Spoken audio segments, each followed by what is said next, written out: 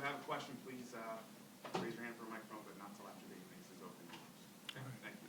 Well, good morning, and thank you for being here. First of all, I want to start by thanking John Farrell for what he has done for the Boston Red Sox organization throughout the years as a manager and the pitching coach. He's accomplished a lot of fine things for the organization. And in the situation here, after some thought processes, you weigh a lot of different things that become involved. And to me, I thought that it was the appropriate time to make a change for the betterment of the organization to move forward. You weigh a lot of different things that come into play. You watch day in, day out over a season, and you come up with a decision based upon that. And for me, I think at this point, sometimes change can be better, and that's why we've decided to move forward with the change. So I'll start just with that, and Kevin, anybody that has questions? Take questions. Start with Johnny Miller with that.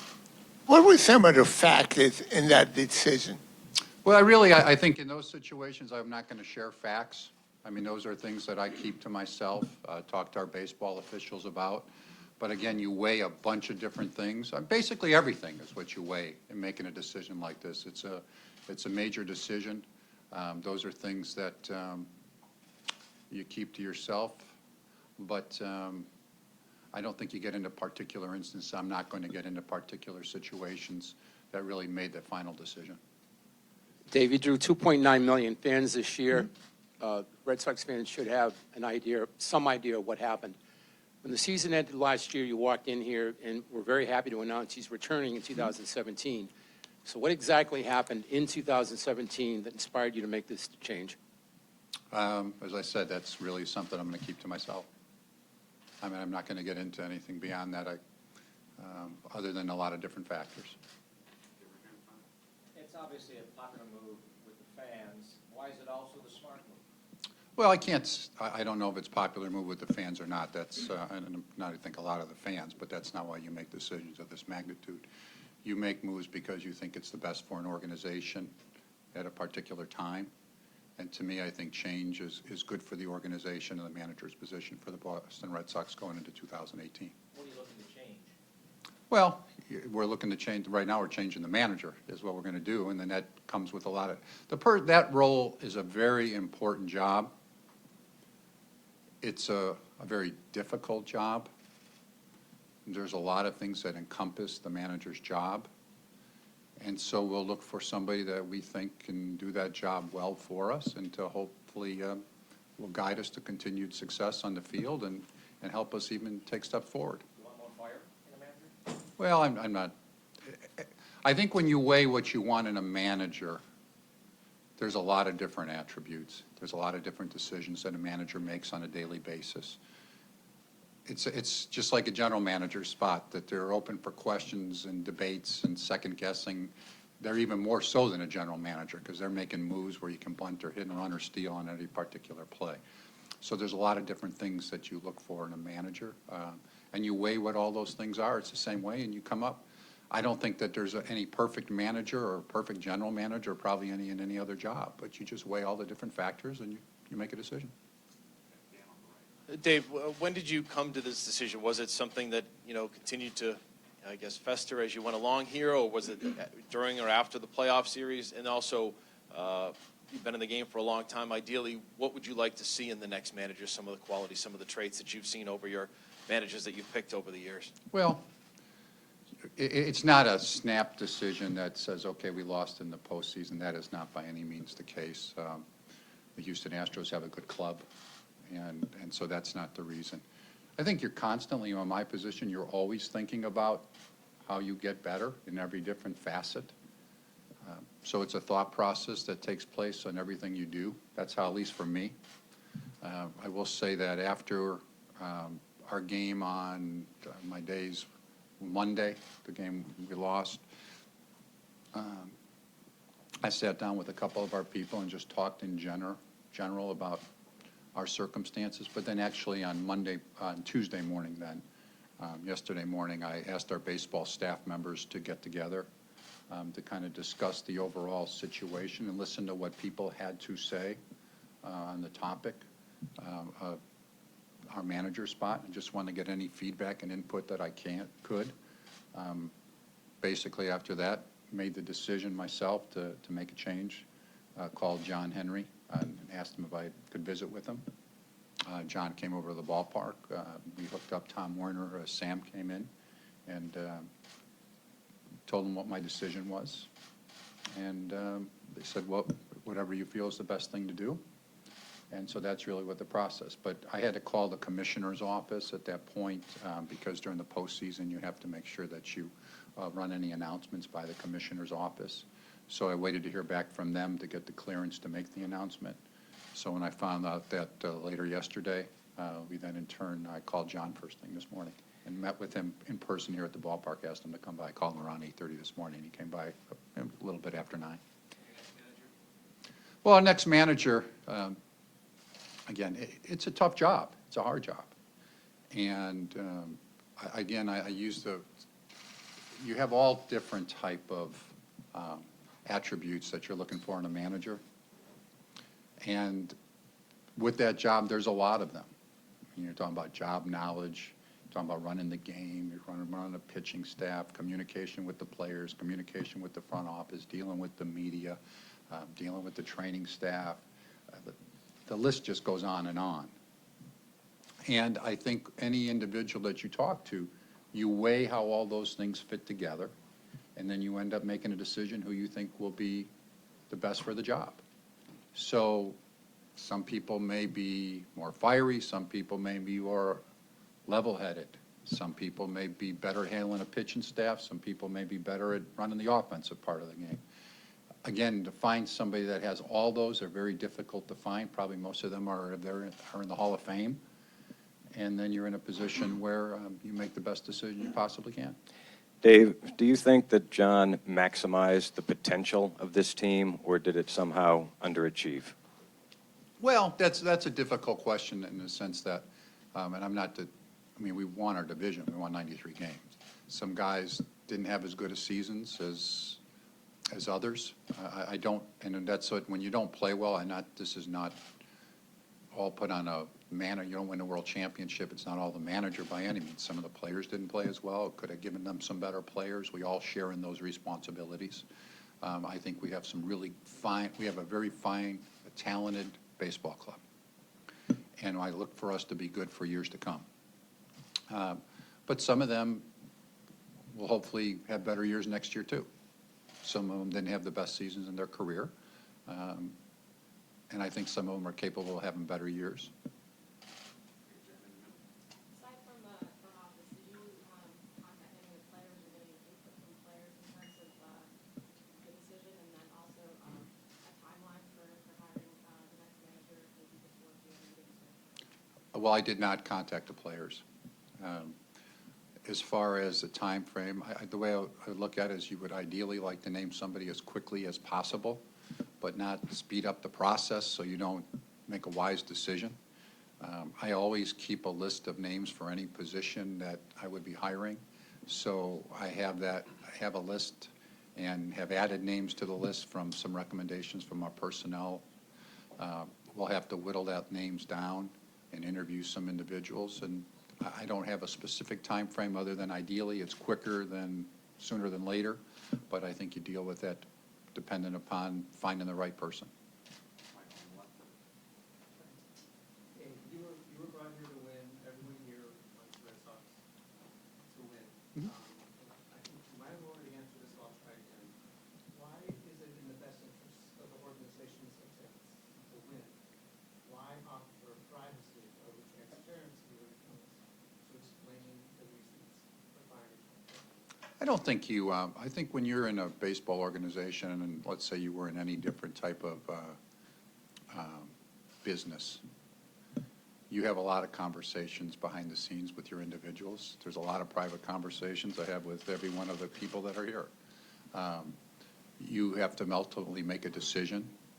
I think that changes the decision that I made, but I don't really choose to get into the particulars on it. And I think that's just our right to do that. Going back to the Farrell, David Price, Eckersley situation this summer, what, if any, role did that play in your decision to fire John Farrell as manager? And will ever any uniformed personnel in the Red Sox ever apologize to Eckersley? I'm not going to get into any specific. I've already told you that. So I really, uniform personnel, I don't know that anybody who that would be at this point. I have no idea because really right now that from the, when you're talking about a staff perspective, I would assume. Price never did, Eckersley, Farrell never did. So does that bother you that never happened? Well, I've talked about that situation before. I'm really not going to get into any more publicly on that. Talk about it. You just said we're moving on, so there was never any So, talk about it. so we've moved on. You said the night team clinched the division that the manager's job is particularly difficult in Boston. How different are the criteria this time around selecting a manager than they were for you in past years, especially in Detroit? Well, that's a great question. I think really, if the way to describe it, if you have 1 to 100, let's say, and you put the percentages of all the attributes that a manager has, and you weigh them, I think the attributes are the same for a good manager of a baseball team as they probably are for any good manager in any occupation in any walk of life, other than your knowledge of baseball. But all the communication, leadership, personal skills. Probably here, I think your ability to deal with the media probably weighs more than I would say in Detroit at that particular time. So I think that some skills in that 1 to 100 may weigh more in some markets versus others. And here I think that's probably an important part, maybe more so than it would have been in Detroit or some other markets. But I think the overall attributes are very similar. Go ahead, Paul. Does experience then matter too? Do you want someone with managerial experience because of that situation? Well, I think managerial experience helps. I don't think it's a 100% necessity, but I think being in a dugout during a game, seeing what the manager encounters is probably helpful. Yeah, I do think it is. I think that, again, I do think that it would be difficult for a person, more so here than in some other places, to walk directly onto the field without some on-field managerial experience at some level or big league coaching. Dave, if you reached since you arrived at the decision that change was to the benefit of the organization, why didn't you arrive at that, why was that kind of evaluation being made over the course of the season? Why wasn't the season the right time for that change? Well, to me, that anytime you're making decisions, you're in a pennant race at that point, and if you were going to say, and I didn't contemplate it during the season, that would a change make a significant difference for you at that point? I think you'd answer that question, well, then we need to make a change. I just never felt that way during the season. And That was not the right time to tackle it. And to follow up, so if you guys had advanced, you know, I know that you said that it wasn't an outcome of the season, but if you had advanced to the Championship Series or the World Series, do you imagine that the outcome would have been different? Cannot answer the speculation on something like that, really kind of throughout the years. I can't even answer that since it didn't happen. You've talked a lot about how difficult the job is. Does the job get more difficult the longer a manager sits in that seat? Like John obviously did this job for 5 years. Does it get more difficult for their message to get across when they've been in that seat for a while? And do you feel that might have been the case here? Well, that's a tough one to answer because I think every circumstance is different. I think at first it can be more difficult because you're feeling your way around. At some point, your message can fall on deaf ears. But I think that there's some managers that or coaches that do that for years that always come up with fresh ideas and fresh ways to approach it. So I think it's an individual circumstance. Did you feel that a new voice was needed in this case? I'm really not going to get into that part of it. Dave, Back here, Dave. A, when you informed John, how did he take the news? And B, are any current people on his staff under consideration as his successor? Well, we talked face-to-face this morning. I called him up around 8:30 and asked him to come in. I know he's an early riser, but I waited till then, and he came over a little bit after 9. He was very professional with me. I mean, I would not anticipate he'd be thrilled, but he said he understood, respected my decision, wished him well, and that was really it at that time. But thanked him for everything that he did. At this point, successor from the staff, I don't really know. I'm not going to get into specific names that I'm really contemplating at this time, because I really haven't narrowed it down, but I'd say most likely not, but I'm not going to say for sure not. Yes. Well, you could seriously consider a minority candidate, and all the coaches on the staff going with John? Well, yes, we'll consider minority candidates. We're going to consider the best person that we can possibly find for the job, but minority candidates will be part of that, yes, interview process. As far as the coaching staff is concerned, I've talked to all the coaching staff members this morning. They're all signed for 2018. What I told them is that, first of all, think very highly of them. They're good people. They're good baseball people. Would recommend to our new manager any of them. It's not a problem for me, but I do believe that the new manager needs to have his own coaching staff in place within approval of us and making sure that there's the proper areas coached within the club. So with them, would grant permission to any club to talk to our personnel, even though they're signed, but I wouldn't want to stand in their way of getting a job somewhere else if that opportunity came up. Some of them could come back, but again, I'm going to wait till we get a manager, and it won't stand in their way of interviewing elsewhere. Dave, 2 quick questions. One is, do you have a list of candidates in your mind? Yes. I have a list that needs to probably be fine-tuned more so. Some names catch my attention more than others, but I really haven't gone through that quite as much as we're going to coming up because of the timing of everything. But yes, I do have a list. How would you describe how John took the news? Was he surprised? Was he reserved? Was he disappointed? Well, that's, you know what, I really almost can't capture that. I mean, I don't know if he was surprised. I asked him to come on in.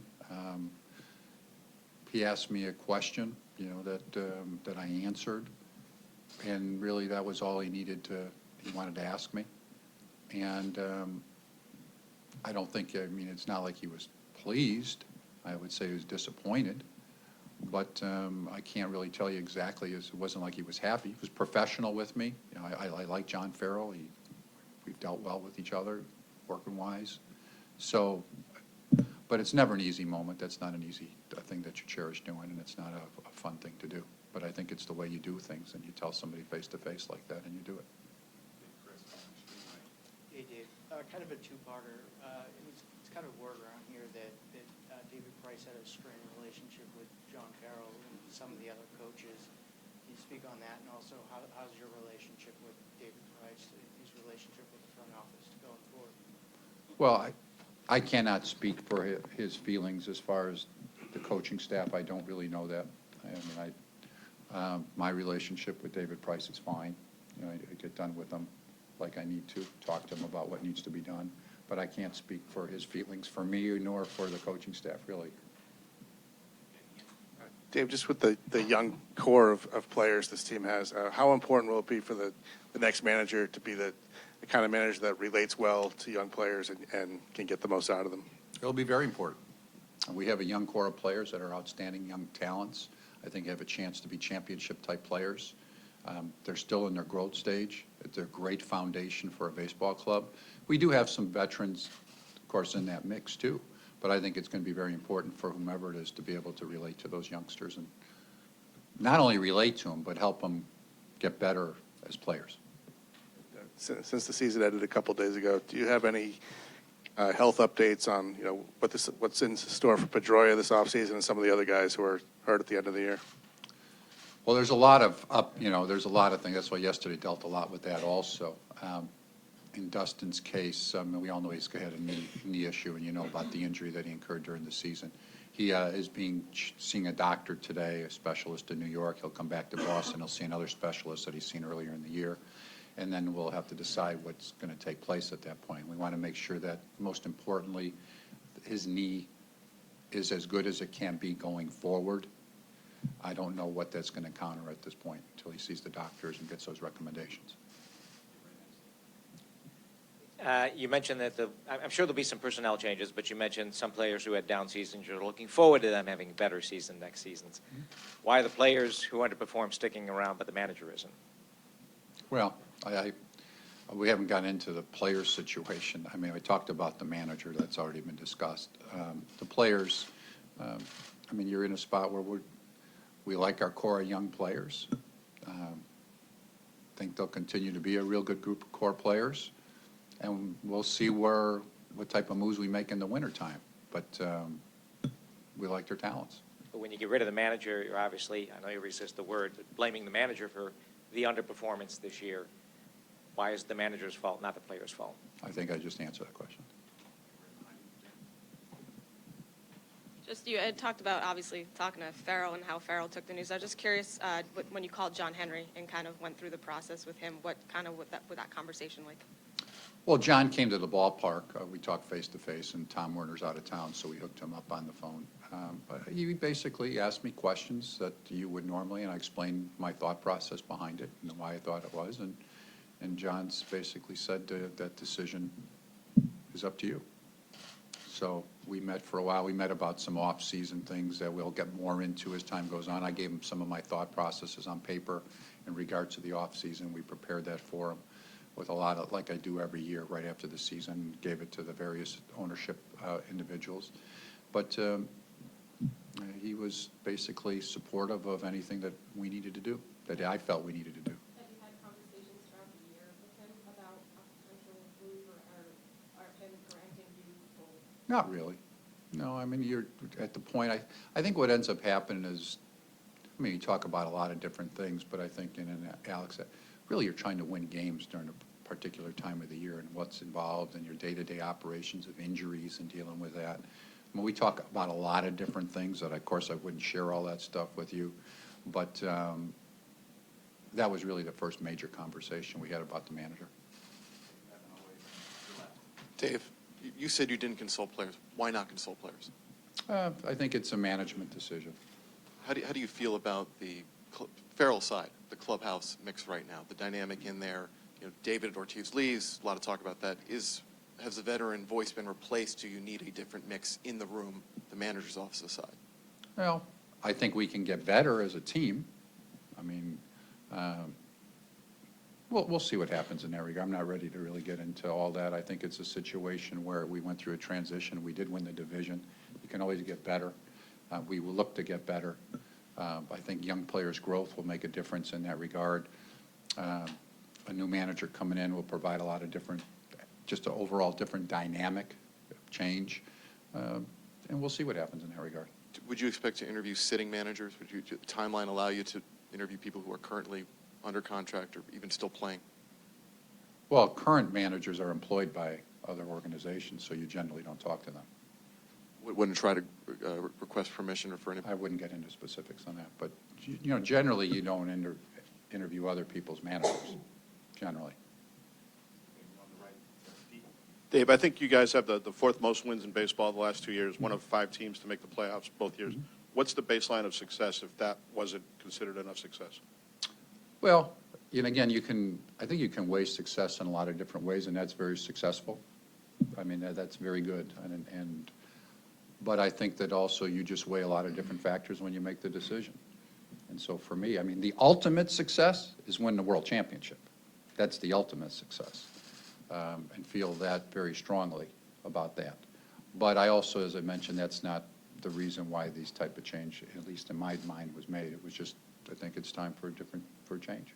Was there a number of wins or a certain amount of success that would have negated the reasons that you're not mentioning why you wanted to make a change?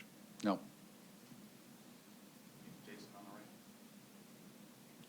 Dave, I was just wondering, when you look at the season, Is there anything you think that you could have done better to put John in a better position to succeed in your eyes? Well, you can always do better.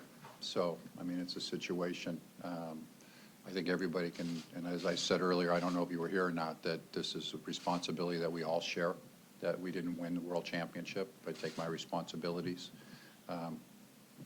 You always can do things that will help you.